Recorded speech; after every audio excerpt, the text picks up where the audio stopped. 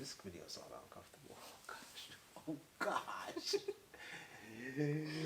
This video is so uncomfortable.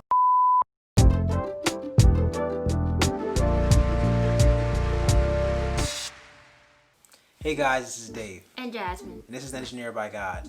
The past couple videos, we've been looking back at our relationship and kind of look at the things that we did right, but mostly the things that we've done wrong, and kind of hopefully, giving some type of insight on things that maybe you should try to incorporate if you're in the dating phase or if you're looking to date pretty soon. And today we're talking about sex before marriage. And the reason why we're doing this video is because, like, if you type in sex before marriage right now on YouTube, I'm pretty sure you're gonna see like 25 consecutive couples who all had this perfect Christian story on how they completely saved themselves for marriage and they had no issues at all, and they're just like, do what we did. Or they say, yeah, we had sex before marriage with other people, but then when they met their spouse, they will remain abstinent for the entire relationship until marriage. And yeah, that's not our story.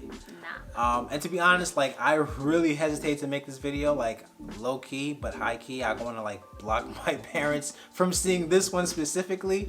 But I didn't want, the shame or guilt or whatever that is to be the reason why we weren't honest, that we didn't tell our truth. And honestly, there are probably a lot more people who relate to our story.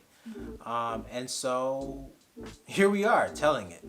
Right, and for other people who are maybe in a dating phase, we hope that you can kind of learn from us the mistakes we made and do better in your own relationship. So we're going to go back to the beginning, and if you've been here, like Dave said, when we met, I wasn't Christian, I didn't know Jesus, and Dave was Christian, but he wasn't acting right. Right. And so we met. We were getting to know each other, and Dave was like, so we official? And I'm like, nah, we just kicking it. I don't know why. She's playing hard to get. Like, I don't know why she's playing hard to get. And so we were actually both virgins when we met.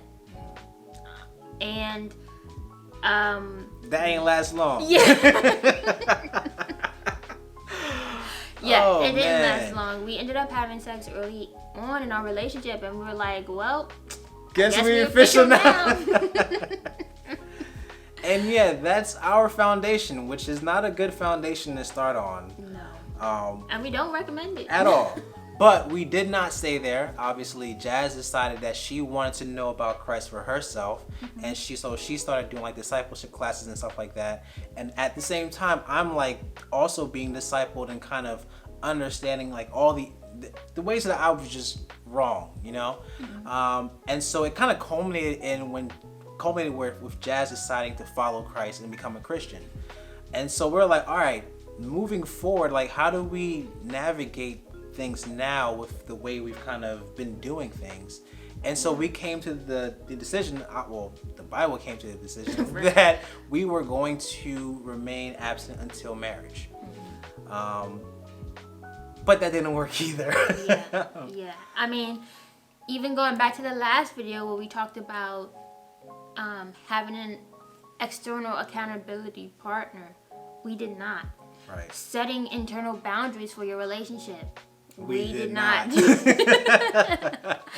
And so, I mean, also, why that contributed to why we still had sex, and also, we both had the desire to. He wanted to, I wanted to, and also, like, another thing for me was I was, I guess, coming to in my sexuality, but I was getting like my confidence and my feeling of sexiness and attractiveness from basically Dave's desire for me, for my body.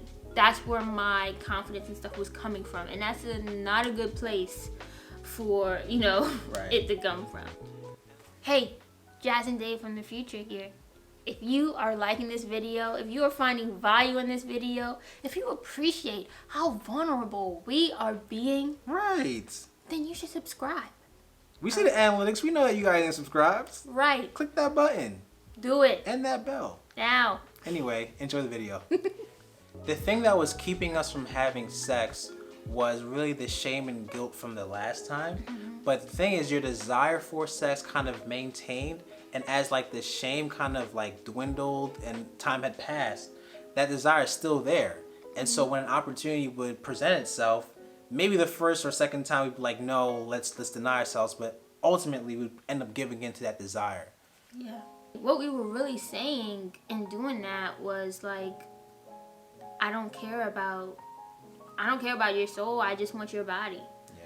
And that's rooted in selfishness. And that's not what your relationship should be rooted in, especially a Christian relationship.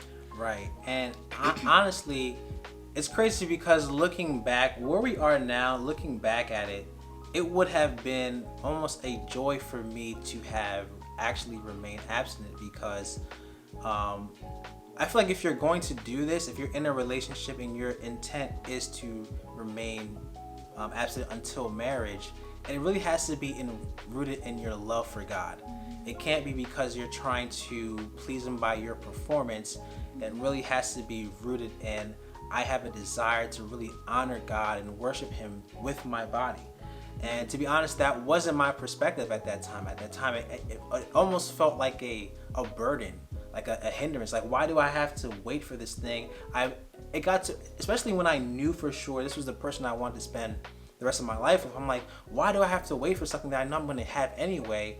As opposed to saying, wow, I have an opportunity to honor God with my body even longer. You know, obviously I don't want to do it forever, but in this moment, like, this is a chance that I have to do something that I'm not going to be able to do again once I'm married. That's so good. And as you can see, back then we just weren't in the right space. And you can see from our experience how important it is to make sure, like we said before, you have a good foundation. Your relationship with God is solid. And then that just kind of begs the question, like, should we have broken up? Right. And the answer for me is yes. I think it can be tempting to look at the end result and say, hey, but you guys got married, you guys figured it out, you guys have a family and all that stuff. But if you can't allow the hope of something worldly to overtake the place of God in your life, right? Marriage can't become this idol that's more important than God. And if there's anything that's in your life that's really getting in the way of your relationship with Him, you gotta cut that out. You really gotta cut that out. I mean, we talked about it in one of our videos, how Jesus really says that basically your love for Him has to almost make it seem like you hate everything else, because He's your number one focus. And for us, it was clear that we did not have the foundation to actively be in a relationship together while still glorifying God. And so if you find yourself in a similar situation where you feel like you're compromising, or you're not living the life that God is calling you to live, then just ask yourself, where are my priorities at right now, and where should they be? right? And that's it.